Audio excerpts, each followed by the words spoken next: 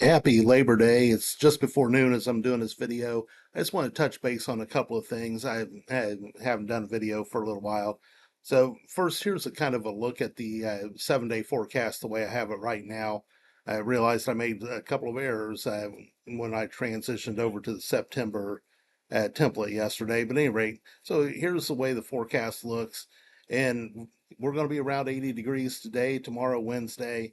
And then we're going to have a strong cold front come through late Wednesday into early Thursday. It could bring some rain, maybe a couple of rumbles of thunder late Wednesday into early Thursday. And then temperature is going to cool back down where we'll be hanging right around 70 degrees, maybe even only the upper 60s, at times Thursday through Sunday. And then next week, then we'll begin to see a bit of a warming spell, but it won't last for long. Here's a look at the GEFS. Again, I don't normally show models, but I kind of agree somewhat with the trend on this. It just shows you, here are our next 3 days kind of hanging around 80 degrees, maybe lower 80s. Our dip down kind of hanging in the upper 60s, lower 70s. And then by the time we hit mid to late next week, we could see about, I think this goes a little too long, but maybe a 4 to 5 day period where we're in the low, maybe even mid 80s, based on the how strong the ridge was over the Aleutian Islands a couple of weeks ago. But I think we'll have a decent run of 80s there between about the 10th and maybe the 14th or 15th, and then another powerful front is going to knock that out. And after that, I think we're going to struggle. 80-degree days might just be one or two here or there, and that'll be about it. I don't think we're going to be seeing 80s running well into October like we have the last few years. Here's a look into the North Pacific, and kind of this area right here is somewhat equates to Indiana. And right now we're running on about a 17 to 18 day delay between what happens in the North Pacific and what happens in our region.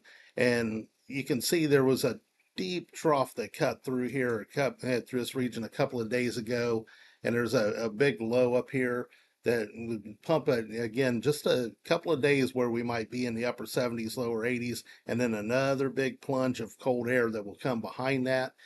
And then another thing I want to point out to you is something that's been a reasonably persistent thing here recently in the North Pacific, kind of up into the you know area between Alaska and northwestern Canada, is this huge high pressure up here, and you can see where everything goes up and over and then dumps down. You can see our next kind of plunge of cold air right here, diving down.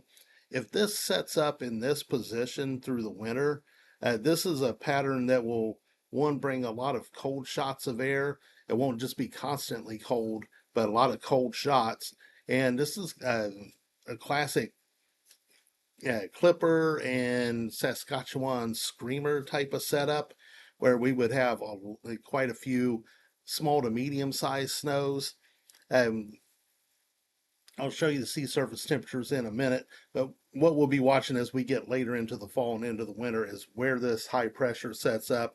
If it's further east, that kind of makes us a little warmer. If it's further west, it'll make us a little colder and make us more prone to bigger storms. And of course, it won't just sit in one spot and camp there all season. It'll waver back and forth, but there'll be a general area where things will set up. So we'll continue to watch that as we progress into the season. But I will say, I said it before, this does not look like the kind of winter we've been having the last, 8 to 10 years.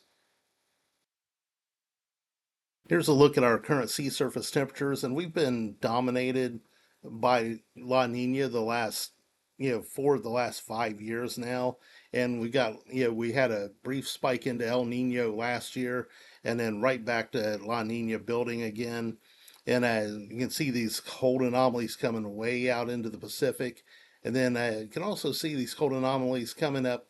Right now, they're kind of pointed toward Mexico, and so right along the northern edge of that, we could see the jet running through, subtropical jet. So we'll see how these temperatures out here in the Pacific set themselves up as we get later into fall and into early winter. But the way things are set up right now with this warm blob out here that promotes that ridge I was just showing you, you can kind of see the cooler anomalies back here, which leads to the Aleutian low, which usually points to a low pressure kind of parked over our area. And then can see the cooler anomalies out here in the Atlantic, and that's something that's been missing in recent winters. And this kind of helps promote the colder air in the eastern half of the U.S. as well. So we'll see how these things set up. But right now, the way it's setting up, it looks like we could have, kind of an upper level low park up here in the southern Hudson, kind of what happened in 2013 14. And systems just kept swinging around nonstop, one right after the other. Every 4 or 5 days, we were having, decent snow, not a lot of big ones. I think we only had a couple or three big snows that winter, but it was a lot of clippers, and that kind of setup seems to be kind of showing its face right now from this distance. Kind of looking back at history, right here, the El Nino, this is the 3.4, which is the middle of the Pacific sea surface temperatures. This is kind of what tends to affect our area the most. And you can see there was a decent spike in El Nino last year into early this year. And then we dropped to La Nina and then kind of back. And you see these two little pokes just above the zero line, kind of the warm side of uh, neutral, and then kind of dripping back toward the La Nina side of neutral. Last time we saw this kind of out of El Nino and then these couple little spikes was back here in this area. It wasn't as strong of a El Nino. Actually, the strong El Nino came after this. So that is a difference. But you see these two little spikes right here in 13, 14, and then we got into 14 and it dropped into, kind of a weak La Nina, kind of between neutral and -1. So we'll see if that kind of sets itself up again. And again, no two winters are ever going to be the same. No 2 years are ever going to be exactly the same, but just something somewhat similar. So we'll see what kind of, from this distance, it's looking like it's going to be a lot more active, a lot more cold winter than what we've had since at least the 13, 14 winter. Last thing I'll show you here is just the average of all the models through over the this coming winter. This black line back here is kind of where the 3.4 anomaly has been so far, and then where it's projected out to. And when we look at the this line is the dynamic model average, and this line is the statistical model average. They both keep us just the minus point 0.5, but once you get below that is where it becomes officially La Nina, and there is a La Nina watch, but I'm not sure we're going to get there.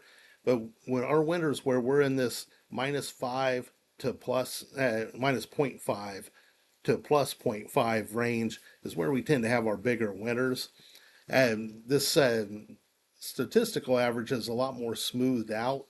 It takes longer to make the turn to go back toward warm. And when we look up here at the dynamic average, it actually begins to make that change around December to around the November to December uh, territory, and then starts to warm back up. When we start to see those transitions, it's not so much the oceanic state, it's the change between them that seems to precipitate a more active winter.